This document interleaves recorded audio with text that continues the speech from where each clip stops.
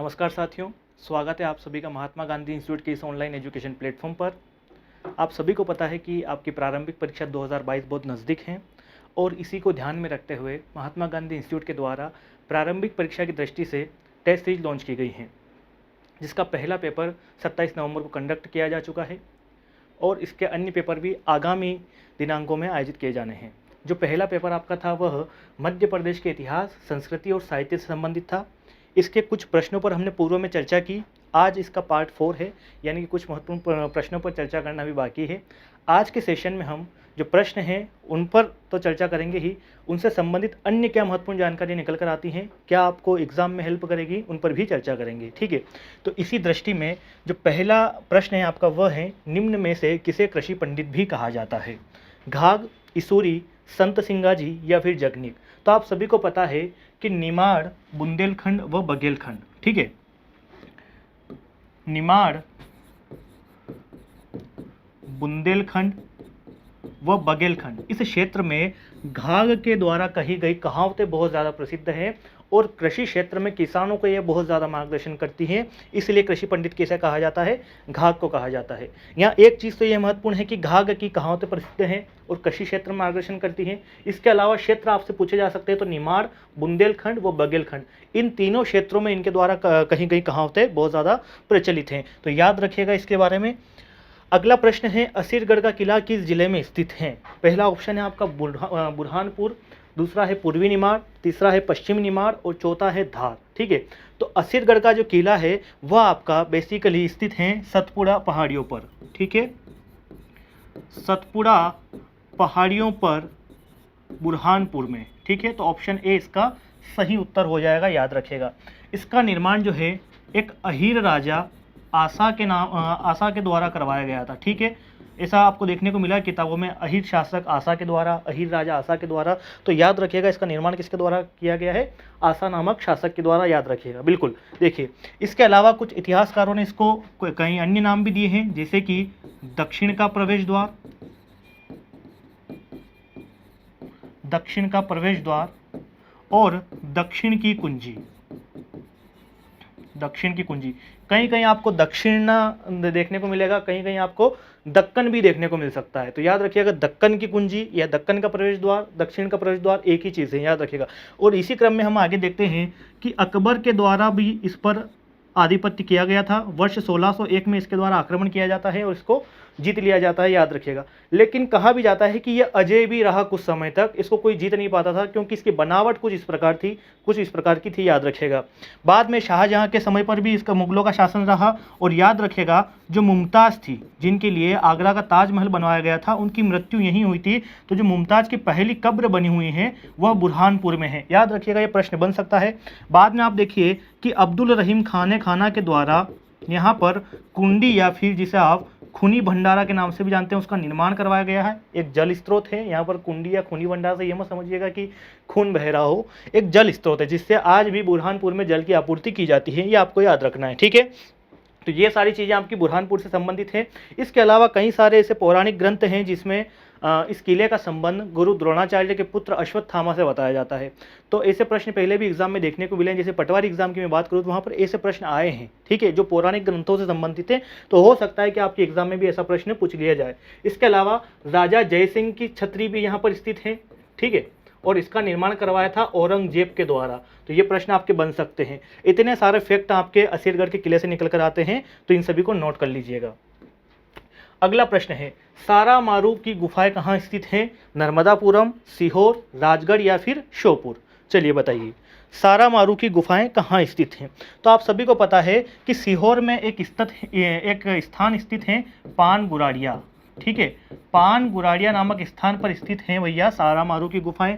अब देखिए, कुछ अन्य जो गुफाएं हैं जो आपसे पूछी जा सकती एग्जाम में, वो कौन कौन सी हैं? जैसे कि एक है पहली आपकी उदयगिरी की गुफाएं, और यह आपको देखने को मिलेगी विदिशा में। दूसरी है आपकी भृतहरि की गुफाएं, यह आपको देखने को मिलेगी उज्जैन में। अगली लिखेंगे शंकराचार्य की गुफाएं, और यह देखने को मिलेगी ओमकारेश्वर खंडवा में। ठीक है, इसके अलावा याद रखिएगा मृगेंद्र नाथ की गुफाएं, यह आपको देखने को मिलेगी रायसेन में।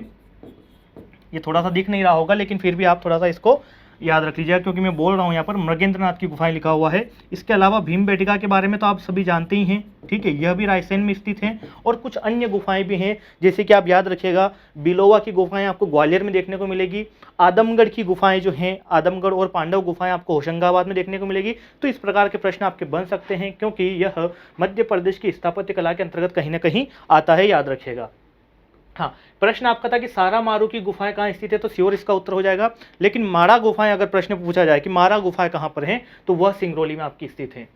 अगला प्रश्न है माई की बगिया कहाँ स्थित है, ओमकारेश्वर, महेश्वर, अमरकंटक, चित्रकूट। देखिए ये प्रश्न जो लिए गए हैं वो इस तरीके से फ्रेम किए गए हैं कि इनसे संबंधित फैक्ट भी आप जानें।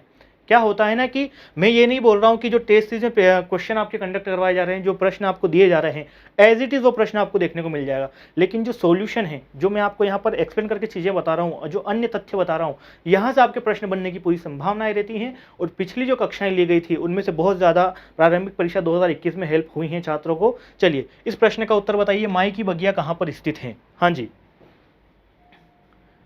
बिल्कुल आंसर करेंगे सभी। हाँ जी बिल्कुल। देखिए जो माई की बगिया स्थित है वह आपकी अमरकंटक अनूपपुर में स्थित है, ठीक है, अमरकंटक अनूपपुर में स्थित है माई की बगिया।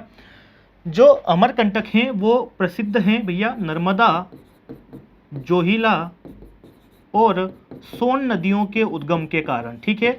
तो प्रश्न कुछ इस प्रकार से भी बन सकता है कि कहाँ से 3 नदियों का उद्गम होता है, यह प्रश्न पूछा गया है। ऐसा नहीं कि मैं बना रहा हूँ, ऐसा प्रश्न पूछा गया कि 3 नदियों का उद्गम कहाँ से होता है, तो अमरकंटक से होता है।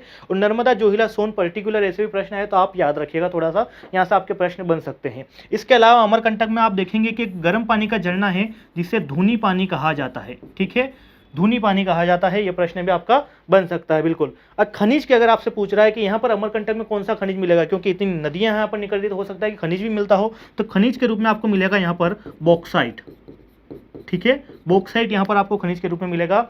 और देश का पहला जनजाति विश्वविद्यालय जिसका नाम इंदिरा गांधी जनजाति विश्वविद्यालय है, वह भी आपका अमरकंटक में देखने को मिलता है। हाल ही में जो आपके आरक्षक व अन्य जो पेपर हुए थे कृषि विस्तार अधिकारी के, है ना, इन सभी में ये प्रश्न बहुत आया है, इंदिरा गांधी जनजाति विश्वविद्यालय कहाँ पर स्थित है, तो यह आपका अमरकंटक है। क्या है कि वहाँ पर कई सारे छात्रों ने इंदौर और भोपाल को टिक किया है, मोस्टली जो है भोपाल वाले छात्र थे, लेकिन याद रखिएगा ये आपका अमरकंटक में स्थित है।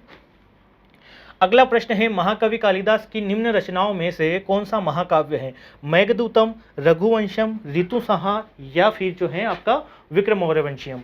चलिए बताइए महाकवि कालिदास की निम्न रचनाओं में से कौन सा महाकाव्य है। बहुत ही अच्छा प्रश्न है, आंसर करेंगे इसका। देखिए जो महाकवि कालिदास हैं वह चंद्रगुप्त विक्रमादित्य के नवरत्नों में से एक थे, ये बात आप सभी जानते हैं। प्रगढ़ विद्वान और साहित्य के जनक थे, याद रखिएगा, जानकार, सॉरी जनक नहीं, साहित्य के बहुत बड़े जानकार थे। अब देखिए यहाँ पर कि इनकी विद्वता के कारण और साहित्य में इनकी रचनाओं के कारण इनको भारत का शेक्सपियर भी कहा जाता है, ठीक है, क्या कहा जाता है, शेक्सपियर। इनकी जो रचनाएं हैं उनको मुख्यतः हम 3 खंडों में बांट सकते हैं। कितने खंडों में बांट सकते हैं? 3 खंडों में इनको बांट सकते हैं। पहला आप ले लीजिए महाकाव्य, दूसरा खंड काव्य और तीसरे नाटक। तो थोड़ा सा समझ लेते हैं इनको अच्छे से, क्योंकि यहाँ से आपके प्रश्न बनने की पूरी संभावना है। पहले देखते हैं महाकाव्य, फिर देखेंगे खंड काव्य और अंत में देखेंगे हम नाटक, ठीक है। जो महाकाव्य है उसमें पहला है आपका रघुवंशम। रघुवंशम जो है इसमें राजा दिलीप से लेकर जो अन्य जो रघुवंश के राजा हुए हैं उनके बारे में जानकारी मिलती है, यानी कि भगवान राम की बात हो रही है यहाँ पर, उनका भी वर्णन देखने को मिलेगा, उनके पिताजी का भी, और उनसे पहले जो राजा दिलीप हुए हैं रघुवंश से संबंधित, उनकी जानकारी हमें रघुवंशम से प्राप्त होती है। दूसरा है आपका कुमार संभवम, ठीक है, कुमार संभवम। तो कुमार संभवम में 4 महत्वपूर्ण तथ्य हमें जानने को मिलते हैं। एक तो है आपका शिव पार्वती के विवाह के बारे में, इसके बाद जो इनके बेटे कार्तिकेय का जन्म हुआ, ठीक है, उसके बारे में जानकारी मिलती है। हिमालय पर्वत के बारे में इसमें जानकारी मिलती है, और तारकासुर के वध का जो जो कथा है उसका वर्णन भी इसमें देखने को मिलता है। तो याद रखिएगा कुमार संभवों से शिव पार्वती, कार्तिकेय का जन्म, हिमालय पर्वत की जानकारी और तारकासुर के वध के बारे में जानकारी मिलती है। हाँ जी बिल्कुल। देखिए इसके बाद जो आप देखेंगे खंड काव्य, खंड काव्य के बारे में चर्चा करते हैं। देखिए जो खंड काव्य हुए हैं आपके, वो भी दो याद आपको रखने हैं। कौन कौन से? पहला आपको याद रखना है बिल्कुल ऋतु संहार, आपको भी आंसर करना है साथ साथ में। ऋतु संहार, ऋतु संहार में 6 ऋतुओं का वर्णन मिलता है। कितनी ऋतुओं का? 6 ऋतुओं का वर्णन मिलता है। और इसमें से एक ऋतु जिसे बसंत ऋतु के नाम से जाना जाता है, इसे ऋतुराज कहा गया है। ठीक है, बसंत ऋतु को ऋतुराज कहा गया है, याद रखिएगा। जो अगली रचना है वह है मेघदूतम। ठीक है, अगली जो रचना है मेघदूतम, ये बहुत ही शानदार है।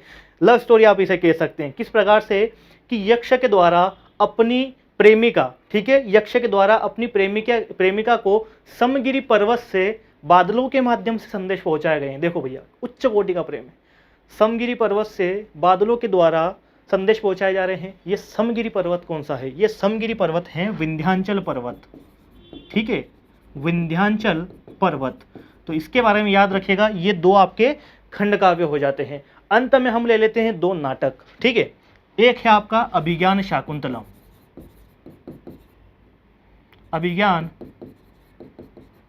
शाकुंतलम। तो अभिज्ञान शाकुंतलम में हम देखते हैं कि इसमें राजा दुष्यंत और शकुंतला की प्रेम कथा का वर्णन है। तो यह भी आपकी प्रेम कथा हो गई, यानी कि लव स्टोरी हो गई। ठीक है, राजा दुष्यंत और शकुंतला की प्रेम कथा का वर्णन है।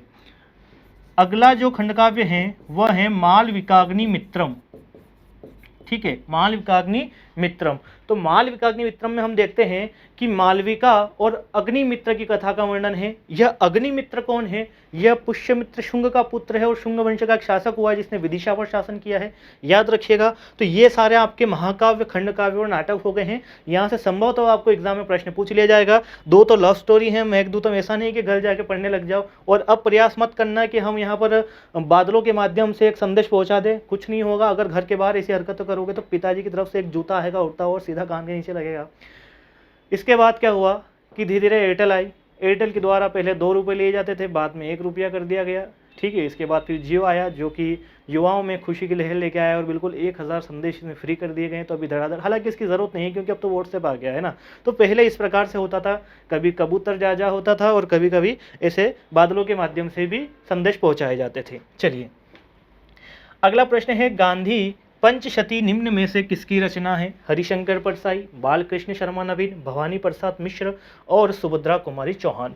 तो यह जो रचना है गांधी पंचशती, यह भवानी प्रसाद मिश्र जी की है और इनका जो जन्म है वह टिगरिया नर्मदापुरम में हुआ था। ठीक है, टिगरिया नर्मदापुरम में इनका जन्म हुआ था, याद रखिएगा। अब देखिए इनसे अन्य जो रचना है इनकी, उनसे प्रश्न बन सकते हैं, जैसे कि गीत फरोश, कमल के फूल और चकित है दुख, बुनी हुई रस्सी। जो बुनी हुई रस्सी इनकी रचना है ना, ये बहुत ज़्यादा महत्वपूर्ण है क्योंकि इसी के लिए इनको साहित्य अकादमी अवार्ड भी दिया गया था, याद रखिएगा। जो भवानी प्रसाद मिश्र है, 1930 में मध्य प्रदेश में जंगल सत्याग्रह हुए। आपको मैंने बताया भी था कि ये अलग अलग क्षेत्रों में होते, महाकौशल में अलग हो गया आपका, है ना। तो अलग अलग क्षेत्रों में है। उसी प्रकार से जो भवानी प्रसाद मिश्र है, 1930 के जंगल सत्याग्रह में महत्वपूर्ण भूमिका निभाई है इन्होंने। ठीक है, बाद में जो है यह संसद के सदस्य भी बने थे। ठीक है, संसद के सदस्य भी बने थे। एक पत्रिका है इनकी जिससे प्रश्न बन सकता है, जिसका संपादन इनके द्वारा करवाया गया है, वह है कल्पना। ठीक है, कल्पना नामक की पत्रिका थी इनकी, याद रखिएगा, प्रश्न बन सकता है। हाँ जी, अगला प्रश्न, जंगगढ़ सिंह श्याम का संबंध किस क्षेत्र से है? स्वतंत्रता सेनानी, खेल, चित्रकला, साहित्यकार। मध्य प्रदेश की जो फेमस पर्सनालिटीज़ हैं उनसे आपके प्रश्न बन सकते हैं। तो जो भी व्यक्तित्व हैं अपने मध्य प्रदेश के, जिन्होंने अलग अलग क्षेत्रों में प्रसिद्धियाँ पाई हैं, उनके बारे में बहुत अच्छे से पढ़ें, उनको बहुत अच्छे से तैयार करें। MPPSC के कुछ फेवरेट टॉपिक्स हैं जहाँ से आपको प्रश्न हर बार देखने को मिलते हैं। देखिए, जंगगढ़ सिंह श्याम की हम बात करें तो यह गोंड चित्रकला से संबंधित है। ठीक है, किससे संबंधित हैं? गोंड चित्रकला से। और इनका जन्म हुआ था पाटनगढ़ डिंडोरी में। पाटनगढ़ डिंडोरी में इनका जन्म हुआ था। भारतीय कला के लिए एक नए संकुल की स्थापना के लिए इनको जाना जाता है, जिसका नाम है जंगल कलाम। ठीक है, जंगल कलाम। और इसी में आपने देखा होगा कि पहली बार जो है चित्रकारी के रूप में कागज व कैनवास का उपयोग किया गया गौण चित्रकला में। ठीक है, याद रखिएगा, कागज व कैनवास का प्रयोग किया गया। ये प्रश्न आपके बन सकते हैं। फरवरी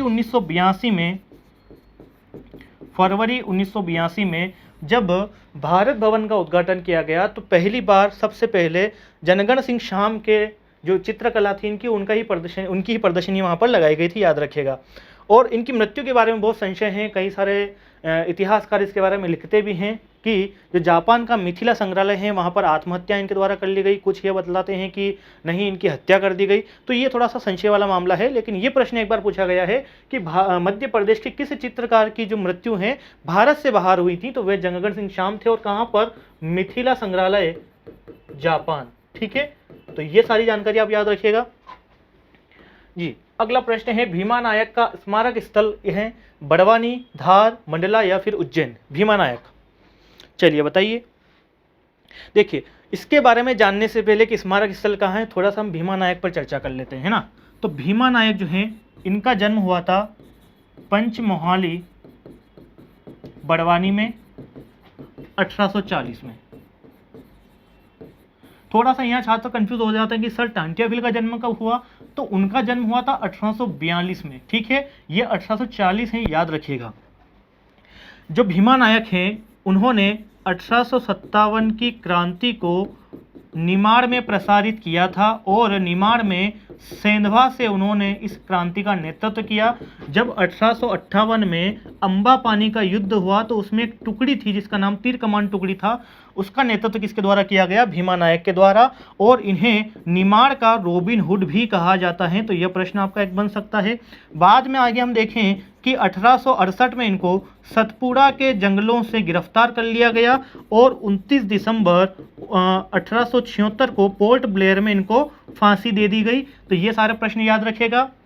अब इनका जो स्मारक स्थल है, बड़वानी में एक गांव है जिसका नाम है धुआंवा बावड़ी। ठीक है, धुआंवा बावड़ी में इनका स्मारक स्थल है।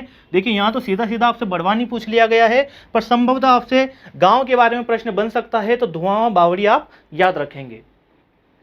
अगला प्रश्न है, सावित्रीबाई फुले पुरस्कार किस क्षेत्र में उत्कृष्ट कार्य हेतु दिया जाता है? अदम्य साहस, चित्रकारिता, संगीत हेतु या फिर शिक्षण के क्षेत्र में उत्कृष्ट कार्य हेतु? ठीक है, तो सावित्रीबाई फुले की हम बात करें तो इन्हें भारत की पहली महिला शिक्षिका के तौर पर जाना जाता है। ठीक है, भारत की पहली महिला शिक्षिका के तौर पर इन्हें जाना जाता है।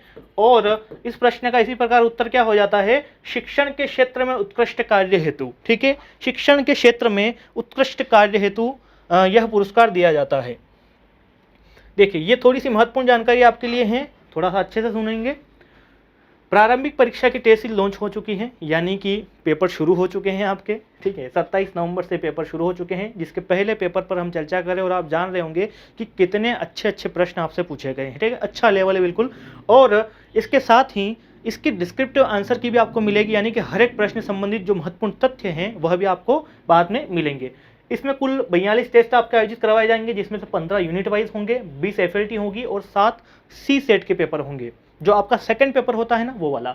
रैंकिंग लिस्ट प्रोवाइड की जाएगी, इसमें आपको पता चलेगा कि आपकी रैंक क्या आई है सभी छात्रों में जिनमें आपने पेपर दिया है, कितना स्कोर आपने किया है। डिस्क्रिप्टिव आंसर की जो पेपर आपके होंगे इंग्लिश और हिंदी मीडियम दोनों माध्यम में ये पेपर होंगे। जैसा पेपर आपको एग्जाम में देखने को मिलता है एज इट इज़ वैसे ही पेपर कंडक्ट करवाए जा रहे हैं। चलिए, इसके अलावा MPPSC प्रारंभिक परीक्षा 2022 के लिए टारगेट बैच शुरू हो चुका है। 7 दिसंबर से शाम को 4 बजे से ये बैच चल रहा है। ठीक है, ये ज्वाइन आप कर सकते हैं। हिंदी और अंग्रेजी माध्यम के छात्रों के लिए अलग अलग सेपरेट बैच हैं और शाम को 4 बजे से क्लासें हो रही हैं। डेमो क्लासेस आप ले सकते हैं। और भी इससे संबंधित जानकारी, किस प्रकार से आपको एडमिशन लेना है, किस प्रकार से एनरोल करना है, तो इसके लिए जो स्क्रीन पर आपको ये जो 2 नंबर दिखाई दे रहे हैं, इनमें से किसी भी नंबर पर आप कॉल कर सकते हैं और इनमें जल्दी से जुड़ सकते हैं, ज्वाइन कर सकते हैं। अगला प्रश्न है, उस्ताद अलाउद्दीन खां का संबंध है सरोद वादन, ख्याल गायन, सितार वादन या फिर मृदंग वादन? हाँ जी, आंसर करेंगे इसका उस्ताद अलाउद्दीन खान।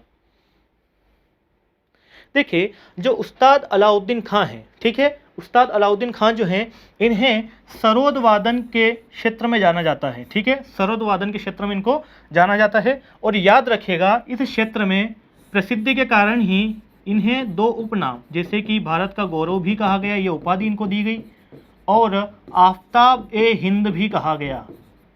ठीक है, आफ्ताब ए हिंद भी कहा गया। जो अलाउद्दीन खां हैं इनका जो मूल नाम था वह आलम था, और बाद में यह बाबा के उपनाम से प्रसिद्ध हुए हैं, याद रखिएगा। जब आपका प्रथम विश्व युद्ध चल रहा था, है ना, जब प्रथम विश्व युद्ध चल रहा था और यहाँ से जो अनाथ बच्चे थे उन अनाथ बच्चों के लिए इन्होंने मैयर बैंड की स्थापना की। ठीक है, मैयर बैंड की स्थापना इनके द्वारा की गई थी, याद रखिएगा। एक प्रश्न यह भी आता है कि किसके कहने पर जो है इन्होंने मैयर को अपनी कर्मस्थली के रूप में चुना था। तो यहाँ पर रीवा के जो राजा हैं ब्रजनाथ सिंह, उनका नाम आता है कि उन्होंने निवेदन किया था कि आप यहाँ पर आइए और इसको अपनी कर्मस्थली बनाइए। ठीक है, याद रखिएगा। वर्ष 1976 से संगीत के क्षेत्र में जो उस्ताद अलाउद्दीन खां संगीत समारोह है उसका आयोजन किया जा रहा है, और यह भी आपका देखने को मिलेगा मैयर में, मध्य प्रदेश सरकार के द्वारा इसका आयोजन करवाया जाता है। तो ये सारे प्रश्न आपके बन सकते हैं। ये नाम आप याद रखिएगा कि इनका मूल नाम आलम था, बाबा के नाम से प्रसिद्ध हुए, भारत का गौरव और आफ्ताब हिंद की उपाधि इनको दी गई है। ये प्रश्न आपके बन सकते हैं। अगला प्रश्न है, धार में स्थित कालका देवी मंदिर का निर्माण किसके द्वारा करवाया गया? उपेंद्र नाथ, राजा भोज, राजा मुंज, या फिर उपरोक्त में से कोई नहीं। देखिए यहाँ पर हम बात करते हैं धार। ठीक है, तो धार में शासन किसने किया है? परमार वंश के शासकों ने। और यहाँ पर हम देखें कि तीनों में से जो है, जो साहित्य का प्रेमी रहा है, जो स्थापत्य का प्रेमी रहा है, जो विद्वान रहा है, कवि रहा है, और सभी क्षेत्रों में देखें तो एक ही नाम हमें देखने को मिलता है, राजा भोज। और आप प्रारंभिक परीक्षा के पिछले वर्षों के पेपर उठा के देखिए, हर एक पेपर में राजा भोज से एक प्रश्न आया हुआ है, या फिर परमार वंश, आप मान लीजिए कि परमार वंश से एक प्रश्न आया हुआ ही है। तो इसको बहुत अच्छे से तैयार करेंगे। ठीक है, राजा भोज की हम बात करें तो परमार वंश के एक महान शासक हुए हैं। इनके पिता जो थे वह सिंधु राज थे। ठीक है, सिंधु राज के उत्तराधिकारी कौन हुए? राजा भोज। इन्होंने मालवा पर शासन किया 1000 से 1055 ईस्वी तक। जो महत्वपूर्ण फैक्ट मैं आपको बता रहा हूँ सारे नोट करते चलिएगा। राजा भोज के द्वारा ही भोजताल नगर बसाया गया, जो वर्तमान में भोपाल के रूप में जाना जाता है, याद रखिएगा। इन्हीं के द्वारा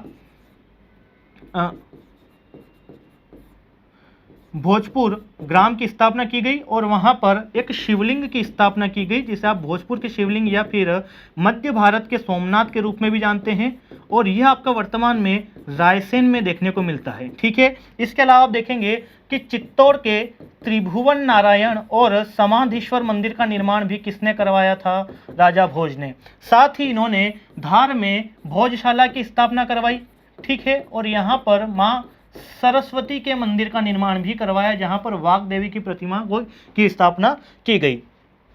राजा भोज के बारे में आप देखें कि आईने अकबरी में भी इनके बारे में उल्लेख है, इनके बारे में चर्चा वहां पर की गई है, और उसमें ऐसा कहा गया है कि जो राजा भोज हैं इनकी सभा में 500 विद्वान रहते थे। ठीक है, यानी कि विद्वानों के बहुत बड़े आश्रयदाता हुए हैं, और इनकी विद्वता के कारण ही इनको कविराज की उपाधि भी दी गई। ठीक है, कौन सी उपाधि दी गई है? कविराज की उपाधि भी दी गई थी।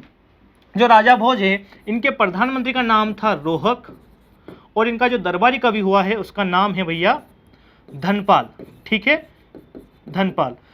धनपाल ने बाद में जैन धर्म स्वीकार कर लिया था। धनपाल से संबंधित प्रश्न मैंने आपको पिछले सेशन में पूछा था कि इनकी रचना कौन सी है, और रचना का नाम क्या था भैया? तिलक मंजरी। तिलक मंजरी, ये याद रखिएगा। ठीक है, ये प्रश्न आपके बन सकते हैं। अब देखिए अंत में बचता क्या है? अंत में बचती है राजा भोज की रचनाएं। ठीक है, राजा भोज की रचनाओं से आपके प्रश्न बन सकते हैं। कोई बता सकता है क्या? हाँ जी, कमेंट कर सकते हैं आप। जो भी कमेंट करेगा उसका नाम मैं यहाँ पर लूंगा फिर। बिल्कुल, हाँ जी।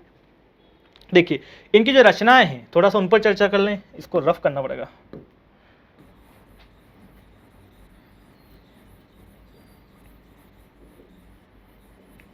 एक तो इतने फैक्ट हैं राजा भोज के बारे में, एक स्लाइड में काम हो ही नहीं सकता है। क्यों भाई, नहीं हो सकता ना? देखो पहली लिख लो आप सरस्वती कंठाभरण,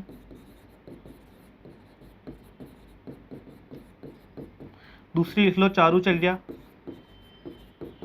तीसरी है तत्व प्रकाश, अगली है समरांगण सूत्र, व्यवहार समुच्चय, इसके अलावा आपकी बन जाएगी व्यवहार समुच्चय होगी, समरांगण सूत्र हो गई, और श्रृंगार मंजरी। ठीक है, ये सारी रचनाएं किसकी हैं भैया? राजा भोज की हैं। सरस्वती कंठाभरण, श्रृंगार मंजरी। हाँ, एक और आप इसके साथ ही लिख सकते हैं, कौन सी? चंपू रामायण, यह भी इनकी रचना है। तो ये कुछ रचनाएं हैं जो एग्जाम में आपसे पूछी जा सकती है, इनको याद रखिएगा।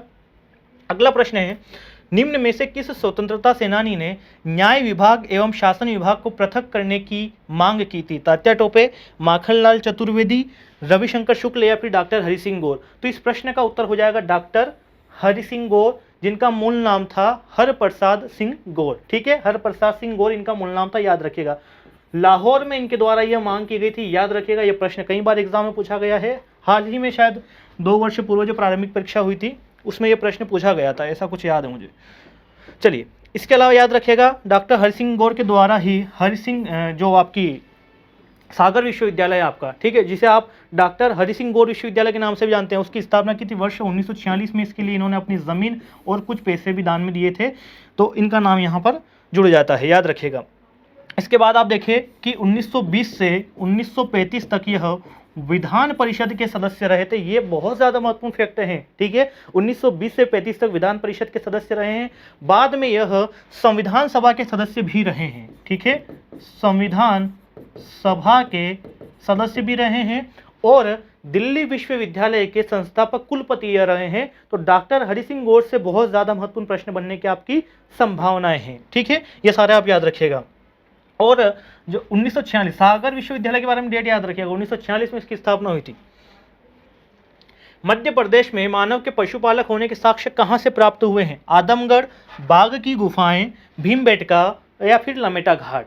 तो मध्य प्रदेश में मानव के पशुपालक होने के साक्ष्य में प्राप्त होते हैं आदमगढ़ से। कहाँ से? आदमगढ़ से। और आदमगढ़ से ही मानव शव के साथ कुत्ते को दफनाए जाने के साक्ष्य भी प्राप्त हुए हैं, ये आपको याद रखना है। इसके अलावा आदमगढ़ से वर्ष 1964 में आरबी जोशी के द्वारा 25,000 लघु पाषाण उपकरणों की खोज की गई है। कितने? 25,000, याद रखिएगा। और कई बार प्रश्न ऐसे बनते हैं भैया कि यह पूरा पाषाण काल से संबंधित है या नव पाषाण काल से संबंधित है या फिर मध्य पाषाण काल से।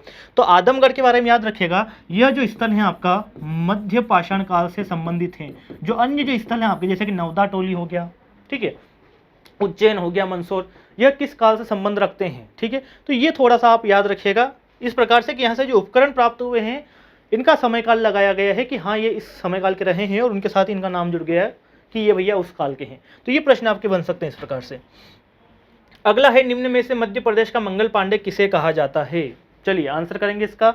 मध्य प्रदेश का मंगल पांडे किसे कहा जाता है? बिल्कुल, देखिए, जो मध्य प्रदेश के मंगल पांडे के रूप में जाने जाते हैं उनका नाम है भैया कुंवर चैन सिंह, और यह मध्य प्रदेश की नरसिंहगढ़ रियासत से संबंधित थे, याद रखिएगा। और 1824 में अंग्रेज़ों के विरुद्ध लड़ते हुए शहीद हो गए और बाद में इनका जो स्मारक स्थल है वह सीहोर में बनाया गया, वहीं पर इनकी समाधि है। तो याद रखिएगा, समाधि के बारे में प्रश्न बन सकता है, तो ये सारे फैक्ट आपको याद रखने हैं। भोपाल राज्य हिंदू सभा की नींव किसने डाली थी? नवाब हमीदुल्ला खान, मास्टर लाल सिंह, वीर नारायण सिंह या फिर दिनेश चंद्र पांडे? ठीक है, तो इस प्रश्न का उत्तर हो जाएगा मास्टर लाल सिंह। मास्टर लाल सिंह के द्वारा भोपाल राज्य हिंदू सभा की नींव डाली गई थी। यहाँ पर आपके लिए एक प्रश्न है कि इस भोपाल राज्य हिंदू सभा की स्थापना कब हुई थी? ठीक है, हालांकि पिछले सेशन में आपको जो प्रश्न दिया गया था उसका कुछ छात्रों ने उत्तर देने का प्रयास किया है, सही भी दिया है, उसके बारे में भी चर्चा करेंगे अभी। और आज के सेशन में एक प्रश्न मैं आपको दूंगा, उसका जो उत्तर है आपको कमेंट बॉक्स में कमेंट करना रहेगा, तो जुड़े रहिएगा अंत तक, बहुत ही महत्वपूर्ण प्रश्न है। अगला है, वीर उदय चंद्र का संबंध मध्य प्रदेश के किस जिले से है? जबलपुर, मंडला, भिंड या फिर दतिया? तो इसके बारे में हम पहले चर्चा कर चुके हैं कि 1942 के भारत छोड़ो आंदोलन में इनके द्वारा यहाँ पर एक जुलूस निकाला जा रहा था और यहाँ पर अंग्रेजों के द्वारा गोलियां चलाई गई, जिसमें कि जो उदय चंद्र हैं वह शहीद हो जाते हैं, याद रखिएगा। तो वीर उदय चंद्र के बारे में आपको जरूर याद रखना है और पिछले सेशन में मैंने इनके बारे में बताया था, चलिए, जो अगला प्रश्न है वह है कि मध्य प्रदेश का पुरातात्विक स्थल ऋछगढ़ की गुफाएं किस राष्ट्रीय उद्यान में स्थित हैं? पन्ना, सतपुड़ा, पेंच या फिर कान्हा? तो जो ऋछगढ़ की गुफाएं हाल फिलहाल में चर्चा में थी, यह आपकी सतपुड़ा राष्ट्रीय उद्यान में देखने को आपको मिलेगी। अगला प्रश्न है, रामायण कला संग्रहालय कहाँ स्थापित किया जा रहा है? ओरछा, भोपाल, चित्रकूट फिर या फिर अमरकंटक? तो यहाँ पर हम दो स्थानों को लेकर कंफ्यूज होते हैं, ओरछा और चित्रकूट। ठीक है, तो यहाँ पर याद रखिएगा रामायण कला संग्रहालय के बारे में कि यह ओरछा में स्थापित किया जा रहा है। ओरछा आपका निवाड़ी में है, ठीक है, जो कि एक नवगठित जिला है और क्षेत्रफल व जनसंख्या की दृष्टि से यह मध्य प्रदेश का सबसे छोटा जिला है, याद रखिएगा। ओरछा नगरी की हम बात करें तो इसकी स्थापना रुद्र प्रताप बुंदेला के द्वारा की गई थी 1531 में, और यह बेतवा नदी के किनारे स्थित है। ठीक है, 1531 में स्थापना की गई और बेतवा नदी के किनारे स्थित है, बिल्कुल याद रखिएगा ये सारे फैक्ट। ठीक है, 1531 सन आपको याद रखना है। इसके अलावा हम ओरछा में देखें तो यहाँ पर आपको राम राजा मंदिर, जहांगीर महल और राय प्रवीण महल भी देखने को मिलते हैं। ठीक है, ये सारे फैक्ट आपके बन सकते हैं। अगला है भैया, गांधी राग किस संगीतकार का प्रसिद्ध राग है? तानसेन, आमिर अली, शंकर राव या फिर कुमार गंधर्व? चलिए, गांधी राग, बिल्कुल देखिए जो गांधी राग हैं वह कुमार गंधर्व से संबंधित हैं और इनका जो मूल नाम है वह शिवपुत्र है, शिवपुत्र के रूप में इनको जाना जाता है। ये जो मूल निवासी थे कर्नाटक के रहने वाले थे और बाद में स्वास्थ्य कारणों से देवास आ गए और देवास को इन्होंने अपनी कर्मस्थली के रूप में आगे चुना और यहीं पर वह रहे हैं। ठीक है, याद रखिएगा।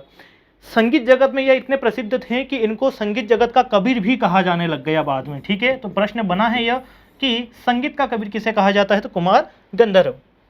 अगला प्रश्न है, प्रथम स्वतंत्रता संघर्ष 1857 की क्रांति में संभल से किस सेनानी ने भाग लिया था? दुर्गाशंकर मेहता, ढिल्लन शाह, सुरेंद्र साई या फिर शेख रमजान? तो इस प्रश्न का उत्तर हो जाएगा ऑप्शन सी, सुरेंद्र साई। ठीक है, अब हम जो पिछला प्रश्न आपको दिया था मैंने कि इस वर्ष का कुश्ती में जो है आपका द्रोणाचार्य, सॉरी हाँ, ये जो है आपके द्रोणाचार्य पुरस्कार हैं 2022 के। ठीक है, अब हम बात करते हैं कि पिछले सेशन में आपको एक प्रश्न दिया गया था, वो प्रश्न क्या था? तो द्रोणाचार्य पुरस्कार के बारे में चर्चा कर रहे थे कि द्रोणाचार्य पुरस्कार किसको दिया गया है 2022 में। तो ये विभिन्न क्षेत्र हैं, रेसलिंग, तीरंदाजी और पैराशूटिंग, मुक्केबाजी, क्रिकेट और फुटबॉल। रेसलिंग में आपका राज सिंह हो जाएंगे, तीरंदाजी में जीवनजोत सिंह हो जाएंगे, पैराशूटिंग में सुमा सिद्धार्थ, मुक्केबाजी मोहम्मद अली कमर, क्रिकेट के क्षेत्र में दिनेश जवाहर लाड और फुटबॉल के क्षेत्र में विमल प्रफुल्ल घोष। याद रखिएगा, बिल्कुल ठीक है। हाँ जी, और प्रश्न आपका कुश्ती संबंधित था तो उसका आंसर आपका सुजीत मान सही है। ठीक है, सुजीत मान उसका सही है, याद रखिएगा। अब आज का प्रश्न, आज के सेशन में एक प्रश्न आपके लिए दिया जा रहा है, प्राकृतिक सौंदर्य एवं आध्यात्म का संगम सोनमुड़ा मध्य प्रदेश के किस जिले में स्थित है? अनूपपुर, बैतूल, भिंड या फिर रीवा? इस प्रश्न का उत्तर आपको कमेंट बॉक्स में कमेंट करना है। ठीक है, देखिए इसके अलावा आप याद रखिएगा कि ये जो विभिन्न प्लेटफॉर्म है महात्मा गांधी इंस्टीट्यूट से संबंधित, वेबसाइट आप विजिट कर सकते हैं, किसी जानकारी चाहते हैं किसी प्रकार की, यूट्यूब चैनल आप ज्वाइन कर लीजिए, सब्सक्राइब कर लीजिए, टेलीग्राम चैनल आप ज्वाइन कर लीजिए, इस क्लास की पीडीएफ आपको वहीं मिलेगी, इंस्टाग्राम को आप फॉलो कर सकते हैं, फेसबुक को आप फॉलो कर सकते हैं। ठीक है, फेसबुक पेज को। ठीक है, तो आज के सेशन में यही महत्वपूर्ण प्रश्न थे। एक और सेशन के माध्यम से जो अन्य प्रश्न बचे हैं आपके, उन पर हम चर्चा करेंगे। ठीक है, तो आज के लिए इतना ही पर्याप्त है, मिलते हैं दोबारा। धन्यवाद, जय हिंद।